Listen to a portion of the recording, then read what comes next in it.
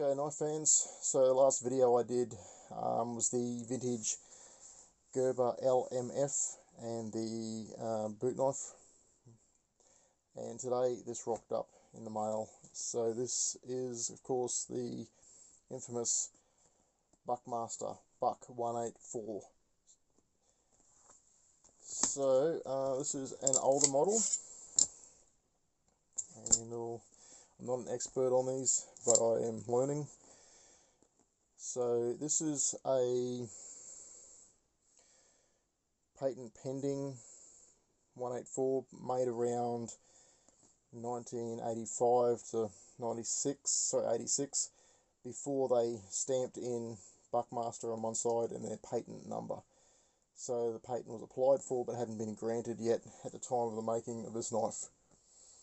The Buckmaster has a 7.5-inch blade, and it's about 1.5 inches wide and a little over 1/4 inch thick.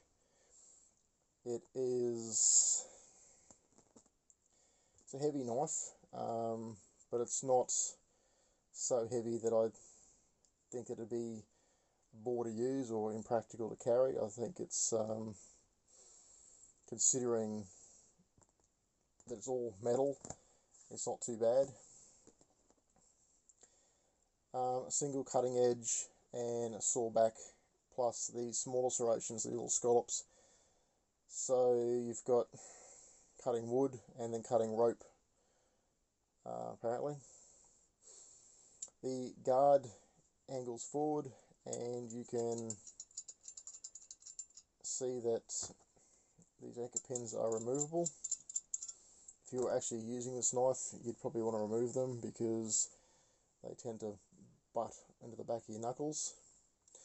Because this is a survival knife, it does have a hollow handle, and you unscrew the pommel and then you can remove your survival kit.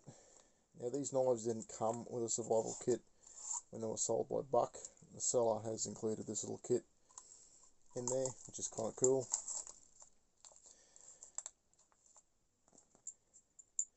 On the pommel is this lug, and that was designed to attach the cordage.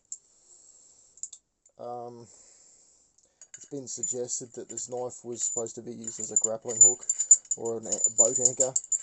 You certainly wouldn't use it as a grappling hook. The knife weighs about 1 3/4 pound. You're not gonna, we certainly wouldn't want a piece of steel that heavy that's sharpened falling on your head if the rope broke or the pins gave way. So and as for an anchor, well, would you, okay, anyway, let's not even go there. The knife's very, very cool anyway. I really, really like the design of it. It's an iconic 80s knife, and I think, you know, from a collector, not that I'm a huge collector, but I've got a fair few decent knives now. This is certainly one of my grail knives that I had to have. It comes with this very rugged scabbard, which is an injection molded plastic. It's kind of cool that it's matched to the blade. You can see here, patent pending, and the blade steel also has patent pending. It's got some really, really decent webbing on the back, stainless steel fittings. Oops, sorry, out of camera. Stainless steel fittings. Underneath the webbing is a sharpening stone. It looks like this one might have fallen out at some point because a bit of glue has been used to attach it back in there. It's got a recess for a paracord lanyard, and then you've got these lugs on the side which can be used to either attach pouches like this one, or you could use it for attaching it to webbing or a backpack. Pouches simply come off. Inside this pouch is the compass. So the compasses are no longer in the pommel of the knife, but you do get the compass, and it's actually facing north, so that's a good thing. I think the brand that came with these knives was silver. I don't think this is a genuine silver compass that came with the knife. But it's cool that it's there.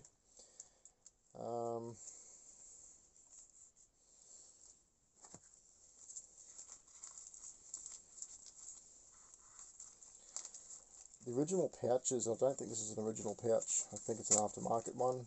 Had Buck embroidered down the on an angle in white thread. So a lot of these knives are now sold either without pouches or aftermarkets. I don't think this is a genuine pouch, but I do like the way it attaches. It's all like a modular system. You put a second pouch here if you wanted to, or put one big pouch on the front. It's very, very cool. Inside the sheath is a metal retainer. Oops, I can get that in there. That is creates a friction grip, so this thing's not coming out on its own. And then a very positive webbing strap, retaining strap to secure everything in. Overall, it's a really, really well designed piece, and I'm really, really chuffed to actually own one finally. I first saw these back in 1985 thereabouts. Saw it in a magazine first and got to see one in a sports store. They were expensive here in Australia. They started about $300, and as the years went on they increased to about $450. And so I've decided, because I turned 50 this year, that I was going to buy myself one as a special gift from me to me. Price was right, and I've decided to buy this knife, which is it's like owning one of my grail. It's a grail knife for me.